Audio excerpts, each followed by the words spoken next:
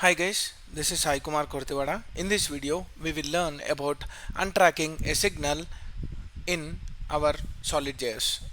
Let me quickly jump into Visual Studio Code. Here we will learn this untracking and how to track them. I have explained about tracking them by using a create effect or effect of solidjs. So let me create two signals for our understanding. Let me create an age, same example I am taking, which we have used for fx and derived signals. So let me use set age and let me use something like create signal. So let me use a create signal with age of 10 and let me create const and the count. Let me use set count and then let me use a create signal and the signal value is 0. So something like this which we have created in our fx as well. So let me save this. Now the case is, let me show both of them, like age hyphen, I need to call this age value and let me copy this paragraph and paste here. Just let me use count and let me use count. So these are my two paragraph values which will be showing the default values. Let me quickly jump into the browser. So let me reload this and now it is not running. Let me run this npm run dev and now go here. You can see age as 10 and count as 0. Now what I want to do is I want to create a button and on this button what I want to do is I want to update my age, update age, and we have something like on click event. So let me use a click event. This click event, what it has to do is it has to update the age.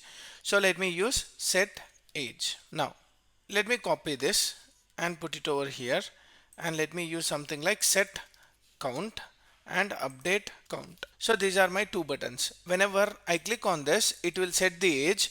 So for setting the age, let me get the previous value and add 1 for it. Let me get the previous count value and add 1 for this. Let me save this. Now let me go here.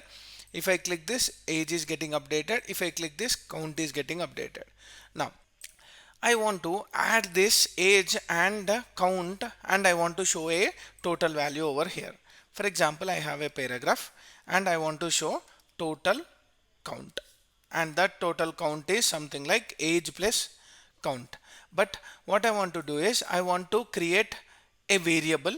Either you can create a variable or you can use a derived signals. So let me show you with a variable. Now my variable is something like create effect. We can create the effect or you can use directly the effect as well. So let me use a callback function for this effect.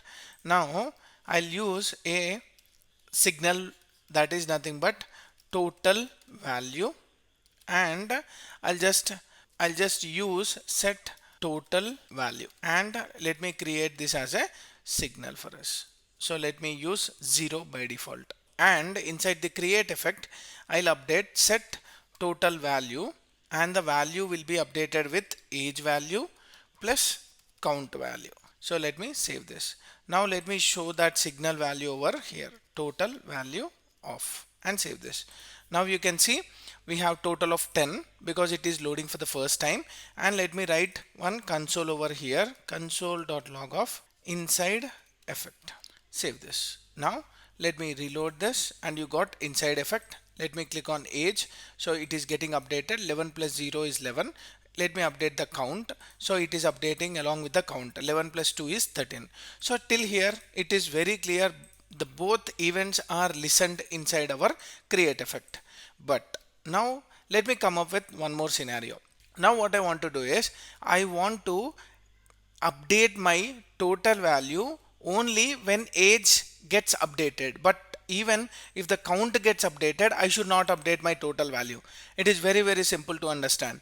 I want to update my total value on a change in the age but not on the change in the count. So that is the thing which we want to do. But this create effect, it always performs action. That means it will update this set value whenever age updates or count updates. Now what we can do is, instead of doing that, if you don't want to perform any action on a signal and you don't want to listen to that signal value, then you can use something called as untrack. So there is some method called as untrack, and this untrack will receive a signal as a parameter. Let me save this. Now whenever I update the age, this effect will invoke and updates the total value. But if I update the count, this total value will never change and this effect will not be called. Let's see that. Let me clear this off and reload, and now we are getting fn is a not a function. So why? Because this untrack should not receive the value, it should receive the reference of that signal. So whenever I make this untrack, then we have to pass the reference, not the value. If we are passing off or we are calling that signal, then it will give the getter value. But if we are giving a count or the name of the signal, then it will be targeting for the reference of that signal. So now this untrack will not update anything when this signal changes. Let me go here, clear this off and reload. You didn't get any error over here. Now the case is, if I click on update age, my total value updated with 11, and if I start updating the count, my count value is getting updated but total is not getting updated. This is because I made the count as untrack. So whenever you are untracking it, it will never listen that value. And if you see here, whenever I am clicking on the count value, it is not going into the effect.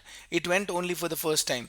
If I start updating the age, how many times I am updating the age, it is trying to go inside the effect and it is trying to update your total value with the current age and with the current count.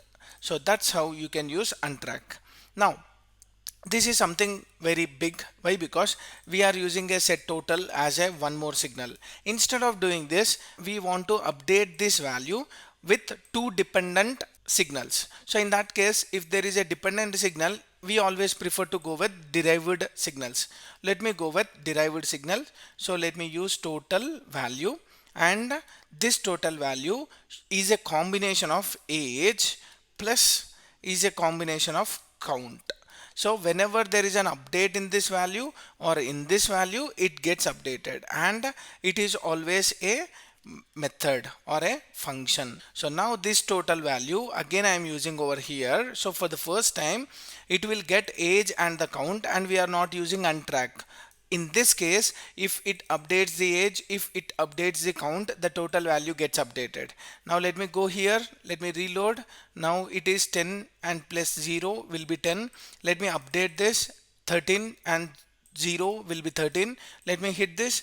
13 plus 1 is 14. So it is updating in both the cases.